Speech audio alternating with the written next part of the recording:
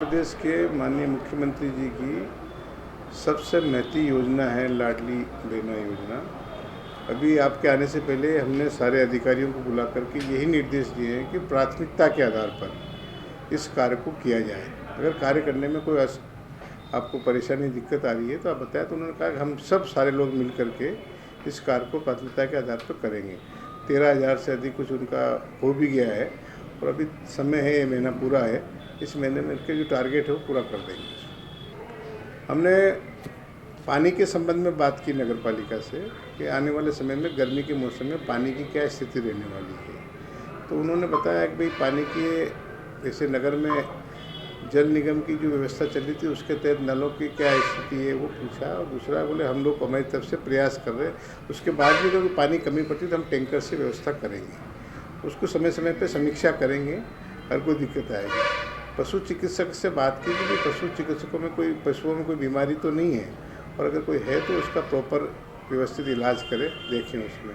महिला बाल विकास को तो ये जो आपकी लाडली बहना योजना का कार्यक्रम अभी उसको प्राथमिकता के आधार पर कर रहे हैं। जनपद के सीईओ से बात की कि जो संबल योजना है, लाडली बहना योजना तो चली रही है, ये संबल योजना का पंजीयन और अनुग्रह सहायता और उसके बाद में सीएम हेल्पलाइन में जो उसकी शिकायतें जिसको समय पे नहीं मिलता है, तो अभी हमने झाबुआ में भी उसकी बैठक लेके आ रहे हैं। सभी अधिकारियों को निर्देश दिए कि पंजीयन में और अनुग्रह सहायता देने में, प्रकरण को बना के देने में आप त्वरित गति से कार्य करें।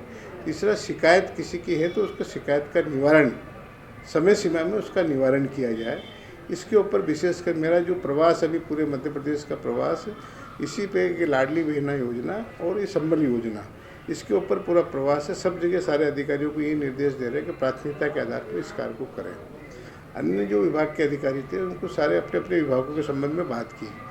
सिर्फ हॉस्पिटल के डॉक्टर से बात की कि भाई ओपीडी क्या स्थिति है, आपके यहाँ रोज़ कितने पेशेंट आते हैं, डिलीवरी की क्या स्थिति है, ग्रामीण क्षेत्र में कोई बीमारी तो नहीं है। इन सारे विषयों पर जो एक सामान्यतः प्रशासन का काम है, जो एक सरकार का काम है कि सामूहिक रूप से जिस क्षेत्र में हम रहते हैं उस क्षेत्र में किसी प्रकार की कोई परेशानी ना हो, उसको सब मिलजुल करके उसको हल करें। शासन स्तर पर किसी प्रकार की कोई सहयोग की अपेक्षा हो तो वो आप लोग करें। इसके साथ ही एक जानकारी आपको देना चाहते हैं कि ईएसआई कॉरपोरेशन के डायरेक्टर से इंदौर में हमारी बातचीत हुई। हम झाबुआ में एक ईएसआई का अस्पताल ला रहे हैं, उसको नोटिफाई भी किया हमने, उसकी विज्ञप्ति भी निकाली। चूँकि इंडस्ट्रियल एरिया मेघनगर है, अब मेघनगर इंडस्ट्रियल एरिया है तो ईएसआई अस्पताल कोई खोलने के लिए पहले कम से कम 3 साल किसी प्राइवेट अस्पताल में उसको चलाया जाता है ट्रायल के तौर पे। कितने आईपीज आते हैं, कितने लोग पेशेंट आते हैं, करने के बाद फिर ईएसआई अपनी बिल्डिंग बना करके उस काम को करती है।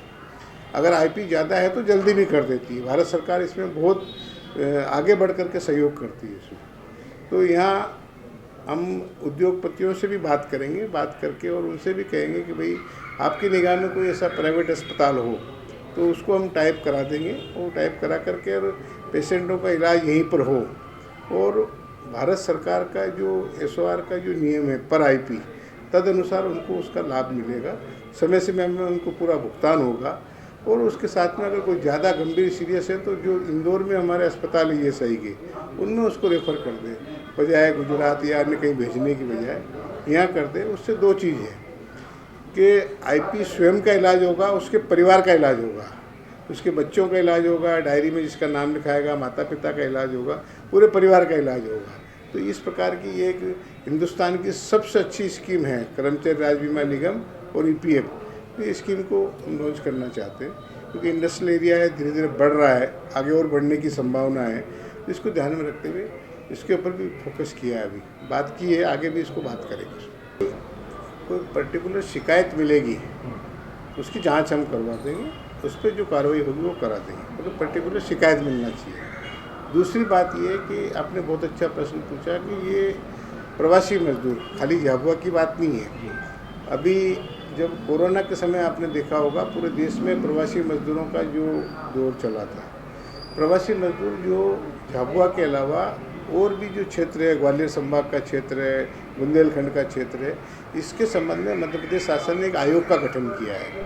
और आयोग का गठन करने के बाद हम संपूर्ण मध्य प्रदेश में उस आयोग अभी घूम घूम करके प्रवासी मजदूरों से मिल रहा है। आयोग अपनी रिपोर्ट देगा, रिपोर्ट अनुसार उनके संबंध में हम कार्रवाई करेंगे। अभी हमने बैठक में 2-3 बिंदुओं पर ये कहा है कि उनका एक आईडी बनना चाहिए, वो आईडी वो कहीं भी देश में काम करे तो राशन उनको वहाँ मिल जाए, दूसरा इलाज उसको कहीं पर भी हो जाए, बच्चों का शिक्षा जो है वो कहीं पर भी रहे तो शिक्षा उसको हो जाए। इन 3-4 चीज़ों पर अभी चर्चा हुई है। बाकी आयोग जब रिपोर्ट देगा, देखो जाना और आना ये स्वेच्छा का मामला है। अगर किसी को जाना है तो स्वेच्छा का मामला है, क्योंकि बाहर के ठेकेदार आते हैं, अच्छा पैसा देते हैं, दे करके ले जाते हैं। अभी से खेती का समय में बहुत सारे लोग पंजाब ले जाते हैं, यहाँ पे कोटा राजस्थान ले जाते हैं, ले जाते हैं, ठीक है, मगर उनको वो सारी सुविधाएं मिलना चाहिए। दुर्घटना घटना होती है तो उसका मुआवजा मिलना चाहिए और बच्चों की शिक्षा दीक्षा होना चाहिए। शासन की योजनाओं की सारी योजनाओं का लाभ उनको मिलना चाहिए। इस संबंध में आयोग अपनी पूरी देश में प्रदेश में घूम रहा है, वो अपनी जो रिकमेंड करेगा उस रिकमेंड के अनुसार सारी सुविधाएं उनको मिलेगी।